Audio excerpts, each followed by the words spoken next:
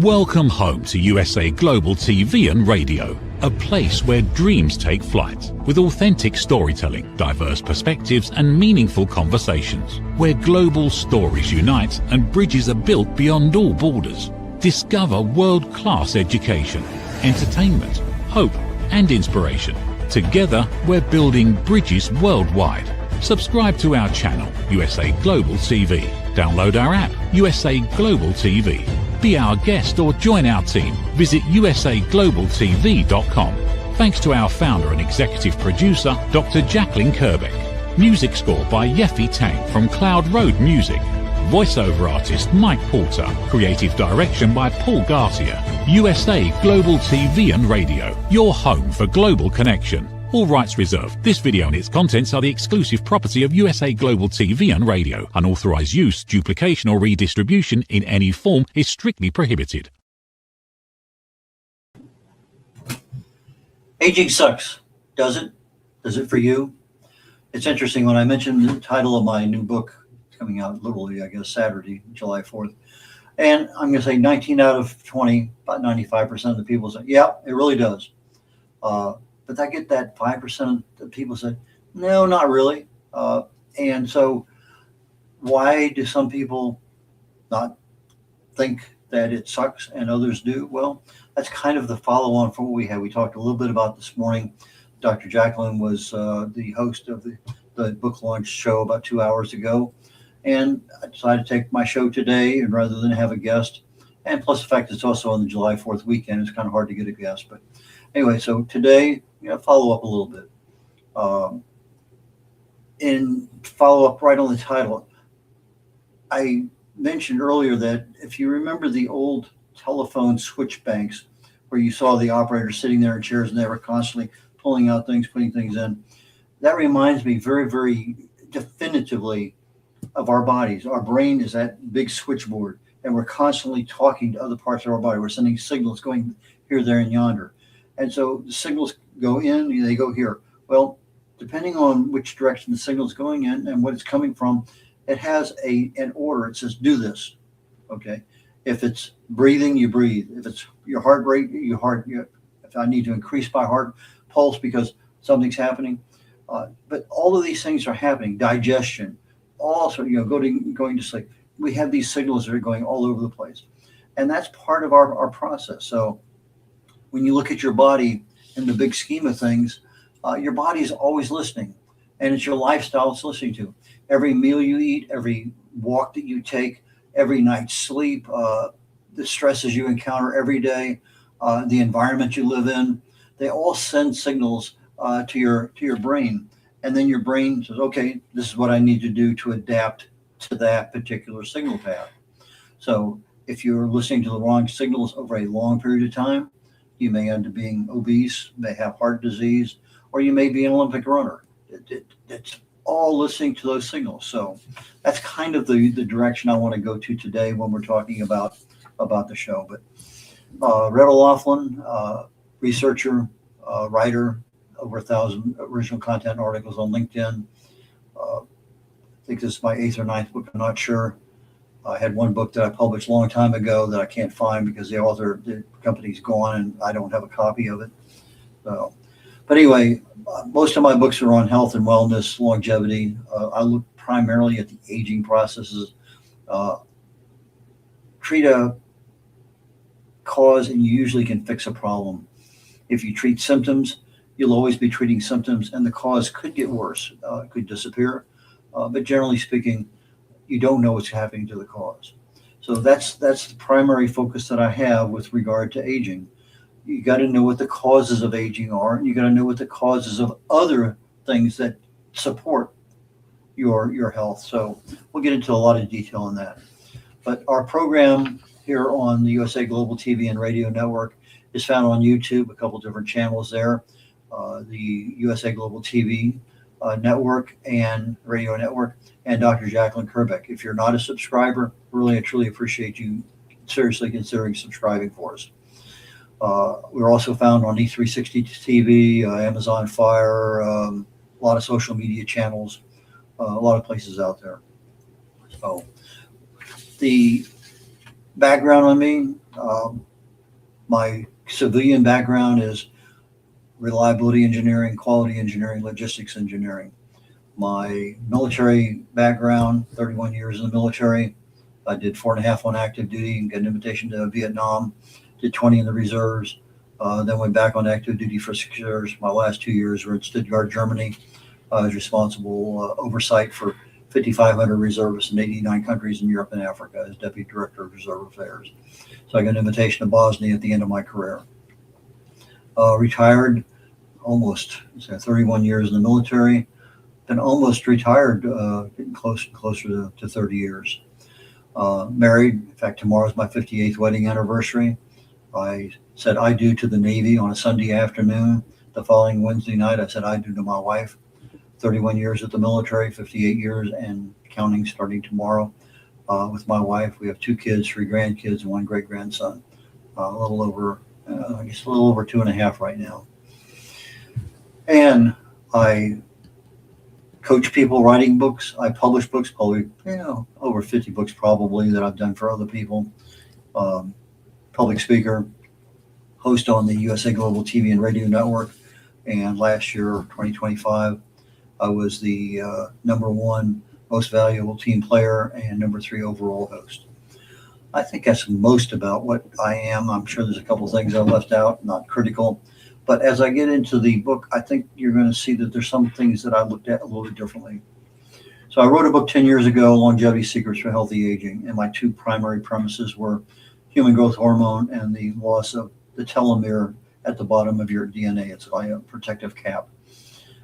And in 10 years, things have changed. We went through a pandemic. Things actually started getting to be a little bit better defined. And I want to alert my production engineer that I do want to have a commercial break in about 20 minutes. So we'll figure that one in, and I'll do my best to remind at that time. So my premise is that 10 years ago when I was doing my research, was probably 16 was when the book was published, so 14 and 15. Around 2013, Carlos Lopez Otin, he is a professor biochemistry, I believe, in Spain at University of Oviedo. And he and a bunch of other senior gerontologists were really and truly trying to define what exactly causes us to age. And the output of that was a list of things they called hallmarks of aging. And these hallmarks are very, very explicit, boom, boom, boom, boom. And each one has a tendency that left unchecked will cause you to age. However, as I'm finding out as I wrote my book, not one of them operates by itself. They all kind of bump shoulders with each other and say, hey, come join the crowd. And so you end up with several pathways going down at the same time. Well, that started about 2013. By the time I got my book written, I was unaware of at that time, something else going on, who knows. And the pandemic occurred. I said, maybe I need to update my book just to kind of see what's out there. So I kind of fiddled a little bit with it.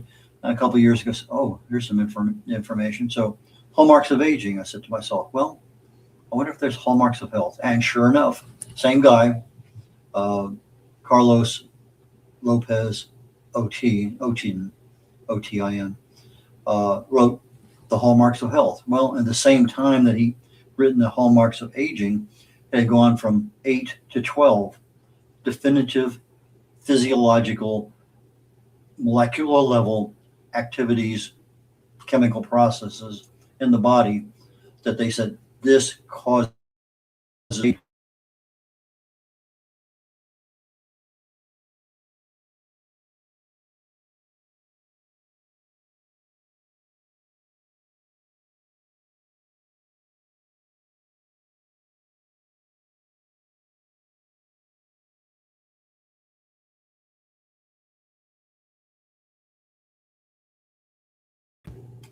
Okay, I think I fixed that one.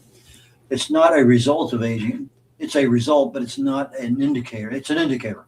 That's probably the best way of saying it. Yeah, you're getting older, your hair turns gray, whatever, wrinkles, lots of things happen. It's an indicator, but it's not a level down below where it's a cause. So in my book, I explain why that happened and what's going on. Well, Carlos also came out with these hallmarks of health. This is about 2021, I guess. And a year or so later, say, well, maybe there's a ninth one. And so right now there's 12 hallmarks of aging, 9 hallmarks of health. And so I said, okay, that kind of says what's going on. I have aging, I have health. What are they really doing? And when I start going into PubMed and some of my other sources, they talk briefly about the hallmarks of aging cause disease. The hallmarks of health support repair. Your body is under attack every cell, every second, 24/7, 365, your entire life. Things happen to you that cause damage everywhere in your body. But your body is very resilient. It has the ability to counter all of those individual cellular level, molecular level causes of damage. So if you're able to maintain a good repair capacity, capability, you can overcome that aging accumulation, that damage. So when repair is greater than the damage, you're generally a healthy person. However, on the other side, when the accumulated damage gets to a point where our bodies can't keep up with that level of damage that's occurring, now we start seeing two things happen. Number one, our aging accelerates. And number two, our risk of disease increases. So those are the two things there that happen. And you start seeing that, generally speaking, up through our 20s, we're bulletproof. Nothing, we don't care. Eat anything, do anything. We just everything out. 30, okay. Maybe start feeling it. 40, start looking at, starts feeling it. By the time you get 60 or 70, really starting to get into that things that just don't work the way they used to work. In my case, I found out about 6 years ago, being in Vietnam, Agent Orange. I had no problems up till about my early to mid 70s. Zero problems, no drugs, nothing. Then all of a sudden, boom, boom, boom, things happen. Sometimes skin cancers take a long time. Some diseases take decades to start forming and becoming a problem. So just because you're healthy at age 40 doesn't mean that at age 60 you're not going to be seeing and feeling things. So I started looking at this thing and saying to myself, okay, repair and damage, that makes a lot of sense. Who else is saying the same thing? Well, obviously Carlos is saying that, and there's a couple other people out there, but it's not a widespread I'm going to say fact. It's probably, I think it's a fact, but it's not real widespread out there in the world. 5 years ago, if you said what causes aging, you'd get an answer. Nowadays, you plug that into Google and it's going to say hallmarks of aging. So there's been a change in the way things are researched. So I start putting these things together. I said, okay, I'm going to have my book. I'm going to talk about my repair versus damage, then my hallmarks of aging, then I'm going to have my hallmarks of health. And then I want to have a section in there that I want to talk about 3 or 4 or 5. How does disease progress through the body? What happens? And then what's the solution? There is a solution. And ironically, the solution is the same whether it's health or whether it's damage. And I'll get a little bit more into detail of that in a moment. And then, wrap things up, talk about what's emerging out there that might be the new thing coming down the road. And then got all that written. I wrote that in 10 days, put everything together, and I was a whirling dervish and just no disruptions, just actually writing. I didn't stop to correct anything. Boom. And then I sat down and said, okay, now I need to do some editing. So I start going in there. Let's verify, is this true or not true? Because little things pop in your mind as things you go there. So I finally have my AI after about 2 years of constant attention, where I'm good brainstorming back and forth. Okay, what did I miss? What do you think? And sometimes I get a word, well, that word's a bit outdated. Okay, fine, I'll change the word. And so we go back and forth. And then I go into Grammarly, which in the old days, not that many years ago, was pretty good. Just, grammar, spelling, diction, syntax, those kinds of things. Excellent tool. Nowadays with AI, there's about 10 extra functions. You can go in there and do all sorts of things with AI. But one of the things I really like with the Grammarly is that I can go in there and they can take a look at what I've written and said, well, I have a citation from PubMed or the World Health Organization or some other institute of health and say, this is exactly what you're saying. So now I have a citation that says what I'm saying is true. But in that same Grammarly, it has a fact checker. And I can put down, here's 7 things in this chapter that are absolutely true. Here's my citation that I'm quoting the source. And the fact checker will come back and say, yep. Whoa, no. That source says this. That's not what you're saying. And so now I have to either go to the source and correct what I have on there, or in the case that says, that source never said anything about that. Well, then I have to remove that source. And so I go through that. Another thing that Grammarly does is does a plagiarization check. Am I plagiarizing anybody, even though I didn't? In fact, I had one funny thing happen to me. I wrote something and it says, yeah, you're plagiarizing red.olaughlin. And I'm saying, okay, well, that's kind of neat. So it found me somewhere else saying that this is what I said, and that's accepted. So anyway, sometimes this is, you're plagiarizing this, but it's such a common thing. Inflammation causes disease. Well, 14,000 people probably said that. So it's not taking something out of a specific, So anyway, I go through that part of the story and I'm copying, pasting. I do some more. I take it back to AI. Run it through that one for a little bit. Then I take it back out and I do a quick review of it. Okay, put it to bed. Next. Get everything put together. Now I have a coherent book. I sent it out to some beta readers, but now I need to sit down and I gave it to my wife to read. She's my first line of defense on everything. And so she's reading it. Okay, here's some things, some thoughts, because I want her she's not going to correct grammar and syntax and diction, but she's going to correct, I don't understand this. This doesn't make sense to me. That's what I need. That I take complex topics and I make them very, very, very easily understood. So if I'm talking to you about something that has some weird names to it, in the book, I give it plain English. So if there's a concept there, I'll say plain English. So not only is the technical word there that if you want to do your own research, I chose a plain English term that says, this is what's going on. And so it makes it a little bit easier to understand because some, the clinical gerontologists, they have to have the exact technical language for what's happening in the body at that point in time. Fine. Very, very clear. But for me, if I'm talking about inflammation, well, inflaming, okay. So I'm talking about a smoldering fire. We in our bodies, we have a smoldering fire. It may be just a little fire like that, or it could be a huge flame. But that fire is the inflammation. And then when it gets to the next stage of oxidative stress, then we have other terms. So as I'm going through each of these hallmarks, I'm talking about them in plain English. If I'm introducing a new word in that particular book, okay, here's plain English definition of that. And so at the end of each chapter, I have a key point. At the end of each chapter, I say, well, during the chapter, I say, what happens when it gets worse? So I have, here's what it is. Here's what happens. What happens if it gets worse? What happens when it gets activated? What other typical hallmarks of health or hallmarks of aging are affected that get activated as a result of that one? So I'm giving you kind of the broad, these are all the interconnections.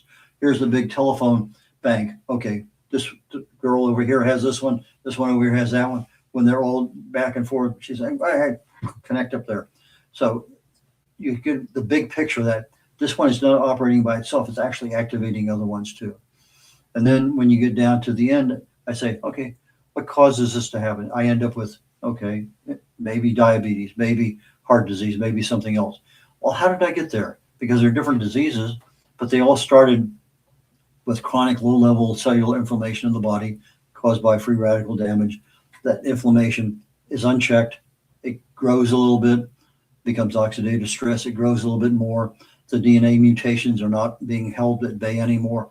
Now you're starting to get new things growing in your body that become a problem down the road. 30 years from now, you end up with a tumor, or 40 years now, you may end up with a melanoma on your head or whatever. So a lot of things don't happen overnight. Sometimes they do with COVID, literally overnight, it seemed like. So that was the focus that I did. But it turns out that with each one of those categories, let's say inflammation. Well, in order to treat inflammation, I need to do this, this, and this. So I look at what are I can't say two primary causes because there's not two. Inflammation's involved in a lot of things. So if I say I have inflammation left unchecked becomes chronic inflammation. However, that chronic inflammation affects our mitochondria, and the mitochondria is not providing the level of energy, the level of power it's supposed to be, is actually creating problems. It's called dysfunction, DYS function, dysfunction. And now that dysfunction creates inflammation, creates oxidative stress, which creates more inflammation, which now increases the inflammation level, which increases the mitochondrial damage, which increases the oxidation. So you end up in these circles. And so this particular circle, depending on which part of the DNA is attacked, your DNA is pretty smart. It's got 5 or 6 different automatic responses. This gets attacked here and automatic fix because it recognizes it. But sometimes we can't get those fixes done as quickly as possible. So now this thing has a mutation. It starts a life of its own. Maybe your immune system will go over there and take care of it. Maybe it won't. Maybe it'll just hold it in bay for a while. And so as it turns out, our lifestyle choices can either increase damage or increase repair capability. What are our lifestyle choices? Well, diet, I call it nutrition, just to keep it out of the word of diet. So nutrition, exercise, stress management, the quality of your sleep, and the environment you live in. So if you look at it in the old bell curve that comes up and down, that middle section I call it the Goldilocks zone, because in Goldilocks is either too hard, too soft, or just right. So if you're doing your lifestyle choices just right, all the communication is going to your body is just right, you're in that healthy mode, everything's being maintained. But if you're over too little or too much, those signals are going out and telling the body, activate this hallmark of aging or activate this one over here, because that's the way the body is wired. And so those things happen, and maybe the activation is for a neurodegenerative pathway that goes to our brain. Maybe it's a pathway going to our heart, our liver, our kidney, our lungs. So those pathways are going all over their body, telling do this. And I see that my commercial break has passed, so I'm going to go ahead and take a commercial break at the time when my production engineer can make it happen, and I'd appreciate that, and we'll just come back to it. What if many of the problems we associate with aging are not random? What if there are identifiable causes behind declining energy, chronic disease, and memory problems? We have been told that aging is simply something we must accept, that slowing down is normal, that growing older means growing weaker. But what if that's only part of the story? Why do some people remain active and engaged well into their later years? Why do others struggle with disease, fatigue, and declining health? What is happening beneath the surface? What processes drive aging? In Aging Sucks, researcher, educator, and author Red O'Laughlin explores what researchers have discovered about why we grow older. No medical degree required, no confusing jargon, just clear explanations of what researchers have discovered about the processes that influence aging. You cannot stop aging, but understanding its causes may help you make better decisions about your health, your future, and your quality of life. Because understanding comes before action. Action creates hope. Aging sucks. End the guesswork. There is hope. Red O'Laughlin again. We're talking just before the commercial break about the lifestyle choices that when you're too little or too much of something, like eating too much, not eating enough, exercising too much, not exercising enough, getting good quality sleep, not getting good quality sleep, not managing your stress, those are the things that either cause more damage or they build up resilience in your body so you can basically fix the damage that's occurring and move on. So as I'm writing my book, I'm trying to think of this thing. Okay, as a naval officer, there's a certain way I look at things, put that hat on. Okay. And I'm reading it, and I'm actually writing in a tone of voice that's kind of between my military and my civilian management deal. In my civilian life, I was a reliability engineer, only primarily at failure analysis. Taproot was a program I used quite a bit. As a quality engineer, I'm trying to look at what is good, what is bad. So I'm looking at, is this true or is it not true? Trying to validate that. As a chemist, my first degree was in chemistry. I had 5 different degrees, 7 different professional certifications. So I'm looking at the chemical aspect of it, the biological aspect of it. So there's a lot of complexities going on there. And so I'm putting on a different hat and looking at that. Does that make sense? Can I say that a different way? Is it clear enough? And then AI, what do you think? Okay. And so I use AI to brainstorm. And so I can remember I used the word quaint once for something in there. And he says, that word is really outdated. Okay, so I'll have to find another word. So I use that quite a bit. So I get down to the end. And so one of the things I started doing is read aloud. So I'm a speaker, you hear things, and I'm listening to every word, every chapter in the book. Okay, pause, fix it, pause, fix it. And so I go through there, I listen, fix it. And now I'm going through editing, proofing, and the book is finally to a point where it's ready to go. However, this is the part that just frustrated the living whatever out of me. I'm all ready to publish. That's what I do for a living. I publish books. And I'm ready to get into the final format, get everything lined up, get the books, paging numbers, all that stuff. And it's not working. So I asked my AI, what's going on? Well, we had worked on one of my clients' books about 2 weeks ago, guys. The first book I did in German publishing. And I was having a problem with it. And we probably spent about 45 minutes, the two of us, analyzing why Word is not doing what Word's supposed to do when you push these buttons. Well, it turns out there's, way down in the root cause of Word, there are things that are supposed to be turned on and off and whatever. And there are the little markers there at the top. So literally almost an hour went in before I finally figured out, okay, fix that one, these other ones automatically fall out. And so now I'm having a similar problem, not the exact same one, but it turned out later on that I did have a similar one with numbering. But I'm having a major problem. I think to myself, okay, from a failure, my failure analysis mind says, why did it fail? And from a Taproot perspective, okay, it failed for this reason. Why? Okay, why did that happen? Why did that happen? So you go down about 7 levels of why to figure out what's the root cause. So if I can figure out the root cause, I can fix that, then these other ones tend to go away. But if I never fix the root cause, I can't fix the problem.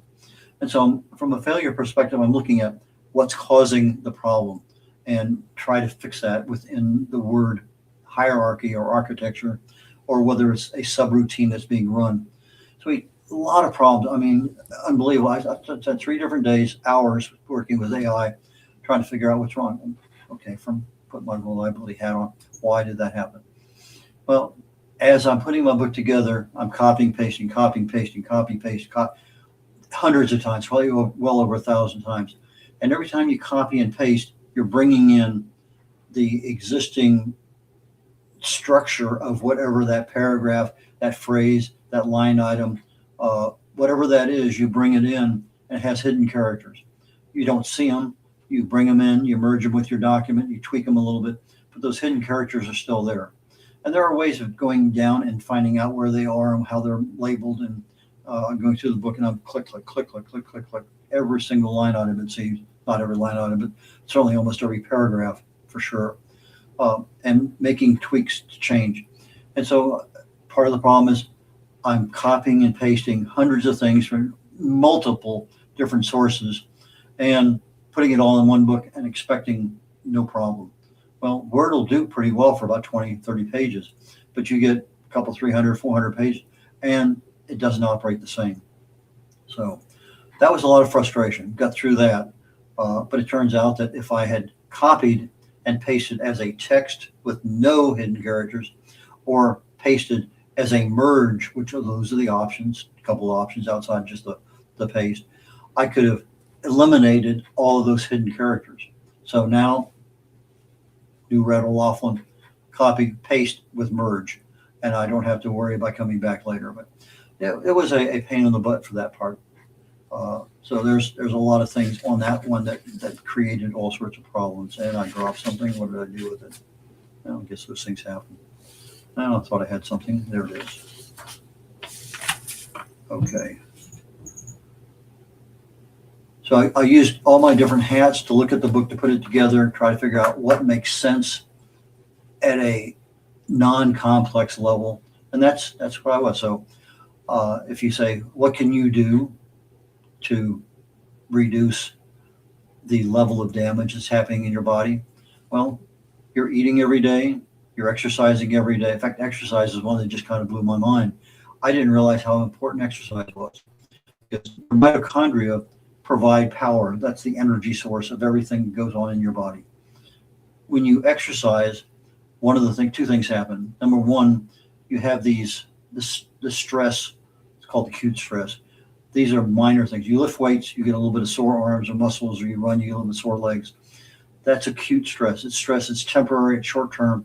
It's the stress that your body needs to become resilient. So you stress that, your body makes the repairs, you recover, you adapt, and then you get stronger. However, if I'm stressed out because my boss, my wife, my coworker, the weather, the traffic, it doesn't matter what it is. It's really not truly what's happening to you. It's what you reach out there and grab a hold of and you won't let go. That is the problem with stress. Most people won't let it go. And so that stress builds up, and that becomes a major problem. So the stress is there. Lots of things are interfacing with that. So when I'm looking at what can you do, well, maybe one of the first things is smile. I'm in a traffic light. I know that only 3 or 4 cars are going to get by. I'm number 4, and maybe I'll get by, maybe I won't. And sometimes I do, sometimes I don't. But if I'm in a hurry, I really need to get through that. I know I'm stressed just sitting there because somebody was texting or who knows what, doesn't matter. Didn't make it. Smile. I'm in a grocery store and somebody in front of me is taking forever. It's just things. Okay. Just take a smile. That kind of, it's an instant de-stressor. Eating. Simplest thing, go to a salad plate. Just put your food on a salad plate. Don't go back for seconds. Your body adjusts. If you really and truly listen to yourself when you're eating, there's going to be a point when you're actually full, and your body's going to tell you. It's going to communicate back and forth between your stomach and your brain. Okay, that's good. And before I knew that, I really did, but it went that quickly, boom. But once you're listening for that signal, you're getting to that point where, okay, I can stop right here and I'm happy. And so that's another thing, is just really paying attention to what your body's telling you about what you're eating. You have your taste, you have your texture, you have the aroma, you have a lot of things about the food. And sometimes you say, oh, darn, that tasted good. Need some more. And you go back and it's not 1 cookie, it's 2 cookies, it's 3 cookies, or whatever it may happen to be. It could be the same thing, 1 beer, 2 beers, 3 beers, 3 glasses of wine. We keep adding on and on and on. I lost probably 40, 45 pounds with Atkins back in the mid-90s, kept it off for 6 years or more. The only factor I found was the fact I used to run 6-8 miles pretty easily, good hour without a problem. And now all of a sudden I couldn't run 2 miles. I can live with that. I don't have to run more than 2 miles. But I noticed that was the only thing that was a factor. There were other things that happened down the road, which I talk about in the book. But I found that a single meal does have no effect on my Atkins diet. So if I wanted one day every 2 weeks to have a spaghetti dinner with lots of garlic bread, no problem. But if I had that 2 days in a row, I would notice immediate weight gain. Well, I go down to Italy for a week. I was living in Germany. I go down to Italy for a long weekend, come back 12 pounds heavier. 2 weeks later, I'm back at my regular weight. So, we're creatures of habit. Habits are hard to break. But sometimes if the issue is really important for you and you got to have a taste of that ice cream, have a taste. Satisfy that taste. Just keep it in your mouth. Enjoy it. But tell yourself ahead of time, that's all I'm going to have. And pretty much you can do that. That need disappears pretty quickly. How fast does that need disappear when there's no more ice cream, no more cookies, no more cake, no more pasta, no more bread? Once it's gone, it's gone. but that same feeling can be translated into it. So I tell people, get a small salad plate, fix it the way you want. I'm not going to go into a lot of details about what the actual nutrition breakdown is, but that's pretty important. How often you eat is pretty important. A lot of things there are important, but it's one of those things that you make the decision. What are you going to do for your exercise? Like I say, every walk sends a signal. Every time you spend an hour sitting on the couch, it sends a signal. Every time you get stressed over something you see on TV or hear on the radio or what, lots of things cause stress. It's what you hang on to that creates a problem. And if that stress is great enough, it's probably going to affect the quality of your sleep. So those are things that we need to be looking at on a regular basis as far as what can I do to help me live a healthier, longer life. Now, my book is not about health. It's not about anti-aging. It's not about longevity. It's about understanding the complexity of the human body. It turns out that the side effect is the fact that, yes, you can have probably a healthier life, but that's not the purpose of the book. The purpose of the book is for awareness and education. And it's a complex system in our bodies, and it takes some time to really and truly appreciate what's going on. And as you look at each one, okay, fine, I can do that. But don't try to fix everything at one time. Take one or two little things. Take one thing. Work on it 3, 4, 5 weeks. Master it, get to the next one. So maybe you get the salad plate and you get that one down. Then maybe the next thing, I got to look at the plate. It can't be all mashed potatoes and steak. It has to have some other colors in there somewhere. So look at what's going on, what makes sense, what you can do. Because those are the things that are really and truly going to make a difference in the quality of your life as you start getting into your 50s, 60s, 70s. And I'll be 80 here literally in September. So it's getting to that point in time in my life also. So I'm going to leave you with those thoughts, and I look forward to continuing this educational process and talking heads as we're going down the road. So I'll be talking here very, very shortly about 23 minutes. I'll be talking about what does health look like, and I'll be going a little bit more detail into the lifestyle choices. So please join me if you can on that, on Talking Heads on the USA Global TV and Radio Network. red.olaughlin signing off, and I look forward to catching you next week. Bye now. What if many of the problems we associate with aging are not random? What if there are identifiable causes behind declining energy, chronic disease, and memory problems? We have been told that aging is simply something we must accept, that slowing down is normal, that growing older means growing weaker. But what if that's only part of the story? Why do some people remain active and engaged well into their later years? Why do others struggle with disease, fatigue, and declining health? What is happening beneath the surface? What processes drive aging? In Aging Sucks, researcher, educator, and author Red O'Laughlin explores what researchers have discovered about why we grow older. No medical degree required, no confusing jargon, just clear explanations of what researchers have discovered about the processes that influence aging. You cannot stop aging, but understanding its causes may help you make better decisions about your health, your future, and your quality of life. Because understanding comes before action. Action creates hope. Aging sucks. End the guesswork. There is hope. USA Global TV and Radio proudly presents Tracy Cram Perkins, a dementia caregiving survivor teaching how to balance care with peace of mind. #1 resource for dementia caregivers. It's the book Dementia Home Care: How to Prepare Before, During, and After. Over 17,000 copies sold of this must-have guide. And now a testimonial from Tracy Smith. If I was to describe this book to someone who is going through a similar situation, I would underscore how important it is to have some sort of a tool or a guidebook to help you through certain stages. And there's so many, it's such an unknown topic to the average person. And to have this as a reference is essential. It's going to help you get through it personally, as well as help your loved one manage. To learn more, go to TracyCranPerkins.com. Tracy Cran Perkins is an award-winning author. She's also the host of Dementia Home Care television show. Watch it here on USA Global TV and Radio. People are searching for experts every day. Are they finding you, or are they finding someone else? Every day, professionals are building authority through media. We've already built the platform. USA Global TV and Radio. Over 14,000 shows streamed to over 60 countries. This isn't about becoming famous. It's about leverage, visibility, credibility, opportunity.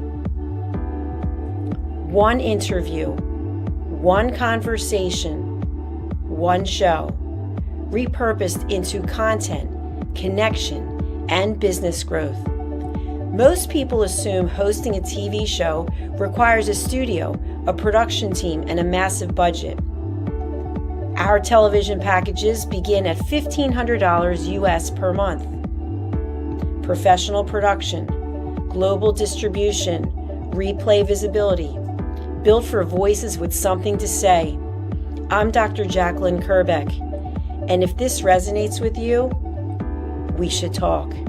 USA Global TV and Radio, all rights reserved.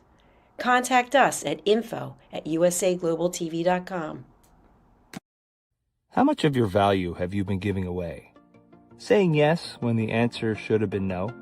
Lowering your price to secure the opportunity? Giving more while receiving less? Over time, it adds up. Until one moment brings clarity, you've been giving away your value. This is not about working harder. This is not about doing more. It's about boundaries. It's about pricing. It's about respect. From Dr. Jacqueline Kerbeck comes a direct and necessary message. Stop over-delivering. Stop underpricing your expertise. Stop negotiating against yourself. Because when you recognize your value, everything changes. Stop giving away your value. Boundaries, pricing, and the business of respect. Available now wherever fine books are sold and on Amazon. A film by USA Global TV and Radio. Executive producer Dr. Jacqueline Kerbeck. Videographer and cinematic production Paul Garcia. Voiceover by Ed Wargas. Stop giving it away. Start owning it. Thank you, viewers and listeners of USA Global TV and Radio, for joining us today. We're honoured to have your time and attention as part of our global community. At USA Global TV and Radio, we believe in the power of authentic conversations, meaningful connections, and creating a world of possibilities together. Want to be part of something bigger? Join our team of elevated listeners at usaglobaltv.com, a space where your voice matters and your ability to listen transforms relationships. Stay connected with us across all our platforms for thought-provoking discussions, expert insights, and empowering stories. Subscribe to our channels at youtube.com/c/USA Global TV. Follow us on social media and explore the endless opportunities we're creating for growth, learning, and inspiration. Together, we're not just broadcasting, we're building bridges and changing lives one conversation at a time. For inquiries, contact us at info@usaglobaltv.com. Produced by Executive Producer and Director Dr. Jacqueline Kerbeck. Voiceover by Mike Porter. Creative direction by Paul Garcia. All rights reserved. Visit usaglobaltv.com to view our full terms and conditions.